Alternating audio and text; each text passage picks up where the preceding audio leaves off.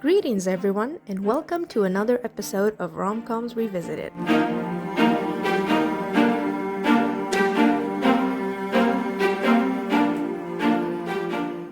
So I was contemplating which rom-com to do next, and then my friend asked me to watch Interstellar with her. Well, it was a rewatch for her and a first-time watch for me. I know, I'm late. And I can't believe I've been sitting on this movie for so long either. What is wrong with me? I loved everything about it, from the acting, the cinematography, the overarching theme of love, the one thing we're capable of perceiving that transcends dimensions of time and space. But the soundtrack. Oh my god, the soundtrack. I can't get it out of my head. I mean, it's so beautiful. Wait, I'm going off script here, sorry. So I watched Interstellar, fell in love with Matthew McConaughey's performance, and thought to myself, hey, why don't I rewatch a rom-com of my buddy Matthew here? I mean, he's a residential rom-com guy. He's got a stacked catalog. And what better pick than the classic, the legendary, the pioneer of looking damn good in yellow. How to Lose a Guy in 10 Days. Now, without further ado, let's get alright into it. Sorry, I just wanted to do that. The movie opens with a nostalgic 2000-esque montage of some really fascinating headline choices. Hot, hot, hot, short shirts and skirts. Is Buddhism for you? It's the hottest new religion since Kabbalah.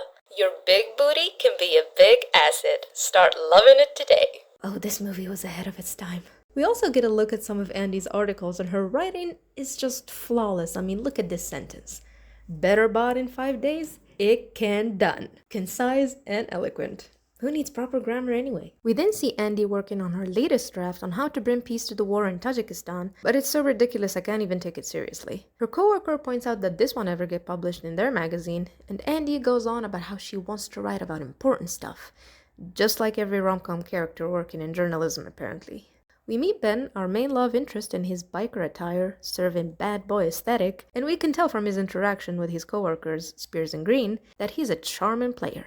His female coworkers ogle at him as he changes shirts. Why is he changing shirts in an open office? I have no idea. But he hears from his friends that this deal with the diamonds company he's been dying to get his hands on has gone to Spears and Green, and he's less than happy with that. Back at Composure magazine, they hold a meeting for what ideas to incorporate in their next issue. When their editor, Lana, asks Andy's friend Michelle what she's got, she tells her that she was too heartbroken to really come up with anything. Lana tells her to just write about her heartbreak. Michelle obviously refuses, so Lana asks if anyone else wants to do it. Andy volunteers, but she suggests instead to do an experiment inspired by Michelle's heartbreak, where she'll date a guy and do everything he hates so she can drive him off. And the article's name would be, you guessed it, How to Lose a Guy in 10 Days. After their meeting ends, Spears and Green make an appearance at Composure for their appointment with Lana. They meet the other girls, and Lana tells them about Andy's next project of dating and dumping a guy. Later that night, the girls go out for drinks at this place called Mullen. Ben is also there as he meddles in Spears and Green's meeting with his desired client, in hopes of taking the pitch from them. While they're debating who understands women better to sell diamonds to, Spears notices Andy and suddenly has a light bulb moment. She challenges Ben to make a woman fall for him and bring her to the upcoming company party in 10 days, and that if he succeeds, the deal is his. And of course, she picks Andy for the challenge. Smart girl. Ben approaches Andy and they have the most riveting conversation. Unattached? Apparently. Interested? Perhaps. Hungry? Starving. Leaving? Now? Okay. Okay. How people have it easy. They go on a date where they get to know each other, and you can already tell the sparks are flying. They match each other's energy so well. He takes her to his place and tries to create this romantic ambiance, but it looks more like he's trying to summon a demon. They make out, but things don't go beyond that because remember, the goal is to have the other fall for them, not to have sexy time. So the night ends with Andy going back home, intentionally leaving her purse behind. Like clockwork, he calls her in the morning about it, mentioning the next ticket he found inside, implying they should go together. Man, Matthew is so charming in this role. Anything that rolls off his tongue sounds like a dreamy spell. Or maybe I'm just down bad. A little bit of both. They go to the game and share a kiss when the kiss cam lands on them. So far, Andy has been acting pretty normal, as her strategy is to make the guy like her enough to keep seeing her, and then hit the switch. So she chooses the decisive moment of the game to start executing her plan. She asks him to get her a drink with only 1 minute and 9 seconds left in the game. He goes in the speed of light and comes back with her drink, but she starts complaining that it's not diet. So he goes back again, but he misses the winning shot this time. And it only gets worse from there. She calls him the next day when he's in a meeting all clingy and needy. She drags him to watch Sleepless in Seattle, which I haven't actually watched, by the way. Please don't stone me. Anyway, she talks loudly during the movie, which results in him getting pummeled to the ground. Poor guy. He invites her over to watch the Knicks game, and she starts decorating his apartment with all her stuff and gifts him this baby fern to take care of as a symbol of their love. God, she's going all out. He prepared roast for dinner, but she breaks down, fake crying that she doesn't eat meat. So they go to a vegetarian restaurant, and when the waitress notices she's not eating, Andy throws a fit that Ben called her fat, and now she can't eat in front of him. Oof, I'm starting to get pissed myself. When they get back home, he turns on the TV to watch the replays, but Andy's not done yet. She jumps on him, strips him of his shirt, and calls his, downstairs friend Princess Sophia. And he does not like that.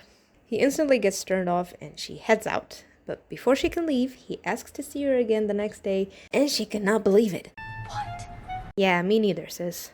But her antics don't end there. She visits him at work, brings him a puppy that she calls their child, and gifts him this hideous plaid shirt. Later on, she drops by his place to share this horrifying album of photoshopped faces to see what their kids would look like. Oh my God!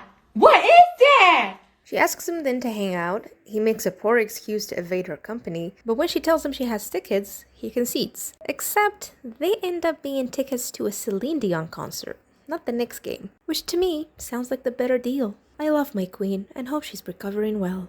The true nail on the coffin, however, is when Andy hijacks Ben's poker night with the boys, and she does everything, and I mean everything, to ruin his night. She becomes this excitable tornado of emotions and overreacts to every little thing. But the incident that blows things out of the water is when Ben insinuates that Andy is crazy, and we get one of my favorite scenes in the movie. You saying I'm some kind of My God, Kate is selling the hell out of this performance. I'm cringing so hard, but I'm so incredibly impressed. Ben finally breaks and confronts her about her weird behavior. Andy says she can't be with someone like him, and what she wants finally happens. They break up, and she's strangely feeling weird about it. Ben's friends remind him why he's even pursuing Andy in the first place, and convince him not to give up, so he comes running down in a really cool fashion, by the way. Not gonna lie, I wanna try that. It looks fun. Anyway, he begs for forgiveness as he calls her Sugar Puss. I guess that's a pet name. It's weird, but okay. And suggests they should try couples therapy. Suggest is putting it nicely. The man was ready to throw up his past 3 meals to get that word out. Andy forgives him in her perplexed state and throws this line. I love you, Banky, but I don't have to like you right now. I'm gonna pause here, cause when I first watched this scene, something clicked in my turbulent pubescent brain. See, I used to think that love and like were the same emotion, just on different ends of the spectrum, but this scene helped me understand that they're not interchangeable. You can like someone and not love them, but you also can love someone and not particularly like them. I know it's not that deep, but to my younger self it was. So yeah, just wanted to say that. Now back to the movie. So they go to a couple therapists that Andy knows, and it ends up being her friend Michelle pretending to be one. And poor Benny becomes a victim of their shenanigans. Everything he says is used against him. Michelle throws gay allegations at him. Andy calls him a pathological liar. It's a whole mess. But when talks about his family rise up, Michelle suggests that Andy spends the weekend with Ben at his family's place, flipping the script on her. So they go there, and Andy feels a little awkward at first, but she quickly blends in with the family over a game they call Bullshit, which honestly sounds so much fun. Ben joins them a couple minutes later, and they go for another round. He's seemingly the king of this game, but he's terribly losing to Andy, though he finds out eventually she was cheating with the help of his family members. His mother gushes about Andy, and that's when we find out that Andy is actually the first girl he ever brought back home. The two go for a bike ride where he teaches her how to ride a bike, and some jerk in a truck splashes dirty water on them. So they go back home to clean up, and this is where my favorite ever scene comes. This is the part of the movie where we start seeing the two let go of the characters they've been playing and open up to each other, both emotionally and physically. God, when he looks at her like that and she lifts her arms so he can take her shirt off. Ah! Are you kidding me? The sensual intimacy is killing me, you guys. I am so single. When they get back to New York, he invites her to go to the company party with him as his girlfriend. Yep, he put a label on it. When they part ways, both of them finally realize that they caught feelings for real for real. I'm falling in love. So she tells Lana that she can't write the article, but Lana is a professional and tells Andy to get it together and have the article ready in 2 days. Ben arrives to pick Andy, and this is when we get the famous yellow dress scene that hasn't left my brain since the moment I watched this movie. I have never considered yellow a flattering color until this moment. Kate Hudson is so gorgeous, my god, I'm still speechless after all these years. I love women, they're so pretty. They go together to the party, and Ben's boss comes and talks to see if Andy is in love with Ben. She denies it, of course, but eyes don't lie, Andy. Eyes don't lie. So he goes to Ben, confirms that Andy indeed loves him, and congratulates him on winning the pitch. But Ben doesn't care about that. Not after he just heard that Andy loves him. Just when things start looking fine, Spears and Green come in to ruin it. But that's okay, because they're hot, so all sins are forgiven. Anyway, they lied to Ben's friends that Ben hired Andy to be his girlfriend so he could win the bet. So his friends run to Andy to talk to her about it, thinking she's in on it, but nope. And it's in that moment she realizes she's been bamboozled this whole time. Meanwhile, Lana approaches Ben, and when Andy comes up in the conversation, she tells him about Andy's latest experiment of dating a schmuck and doing everything wrong to drive him out. And that's when he realizes that he's also been bamboozled. They bamboozled each other. I told you they match each other's energy. And instead of confronting each other in private like normal people, they air out their laundry while singing You're So Vain by Carly Simon, atrociously tone-deaf and drunk, on a nicely lit stage with everyone watching them. Oh, the second-hand embarrassment. Andy leaves first, but Ben follows her, and they scream at each other's faces about how they got played, but no one's really taking accountability for playing the other, which is fairly realistic. Nobody likes to take blame in real life. Andy finishes up her article, and Lana approves it for publishing. She gives Andy the green light to write anything she wants from now on, as Lana sits within magazine's running themes, which is not what Andy wants, so she makes the bold decision to quit. Ben's at work when his friend approaches him with a copy of Composure's latest issue, insisting that he reads Andy's column. Ben refuses at first, but does eventually. I read the article as well, and now I'm beginning to question her credentials. Repeated sentences, clunky syntax, paraphrasing the same idea. Girl, you're lucky you got a job. When he's done, he runs to find Andy at Composure, but her friend tells him that she quit and that she's on her way to the airport. So he runs outside and speeds down the road in his bike to try and catch up with her. He does eventually, and she stops so they can talk. He asks her if what she wrote is true, and she replies that she meant every word. He asks her why she's trying to run away. She says she's not, and he calls bullshit. He pays the taxi driver to take her luggage back to her place, and they kiss in the middle of that busy bridge with construction noise as their background music. How romantic. The end.